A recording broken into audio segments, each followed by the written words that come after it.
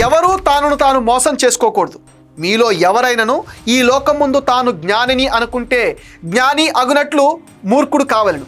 ఇది ఎవరో చెప్పింది కాదు, మహాపవిత్ర గ్రంథం బైబిల్ వ్యాఖ్యల్లో ఒకటి. తనను తాను మోసం చేసుకునేవాడు మూర్ఖుడు అని బైబిల్ చెప్తుంది. దీని ప్రకారం జగన్ రెడ్డి మూర్ఖుడే అనుకోవాలి అంటున్నారు. ఎందుకంటే తాను ఎక్కడికి వెళ్ళినా జనం తండోపతండాలుగా తరలి వస్తున్నారని జగన్ రెడ్డి భ్రమిస్తున్నారు. ప్రజలకు భ్రమించేలా చేస్తున్నాడు. మొన్న బేగంపేట్, నిన్న రాప్తాడ్. ఇప్పుడే కాదు, జగన్ రెడ్డిది ఎప్పుడూ ఇదే డ్రామా. పెళ్లికి వెళ్ళినా, కోర్టుకు వెళ్ళినా జనం లేకపోతే ఆయన బయటికి రాడు. ఇందుకోసం ముందే తగిన ఏర్పాట్లు చేయమని తన క్యాడర్కు ఆయన క్లియర్గా ఇన్స్ట్రక్షన్స్ ఇస్తూ ఉంటారట. నిజానికి శవాలు ఉంటేనే జనాల మధ్యకు రావాలనేది జగన్ రెడ్డి సిద్ధాంతం. కానీ అన్ని వేళలా అలా కుదరదు కనుక జనం బాగా ఉండేలా చూడాలని ఆయన తన వాళ్లను పురమాయిస్తున్నారు. దీంతో జై జగన్ అంటూ హోరెత్తిస్తున్నారు. వాటిని మంచి ఎడిటింగ్ స్కిల్స్ ఉన్న వారితో మరింత అందంగా చూపిస్తూ జగన్ రెడ్డి మురిసిపోతూ ఉంటాడు.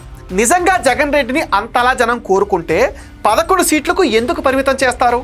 నిజంగా జగన్ రెడ్డి పైన జనంలో విపరీతమైన క్రేజే ఉందాం అనుకుందాం. తాడేపల్లిలో ఒకరోజు ఆయన ఇంటి ముందు జనజాతర జరగాలి కదా, కానీ అక్కడ పెట్ట కూడా కనిపించదు. ఎందుకంటారు? ఇక వారంలో 2 సార్లు జగన్ గన్నవరం విమానాశ్రయానికి వస్తూ ఉంటాడు. అప్పుడు ఎవరూ ఎందుకు దేకటం లేదంటారు? తనతోనే జనం ఉన్నారని ప్రజలను భ్రమలో నెట్టడానికి జగన్ తనను తాను మోసం చేసుకుంటున్నాడు. బైబిల్లో చెప్పినట్టుగా మూర్ఖుడుగా మిగిలిపోతున్నాడు.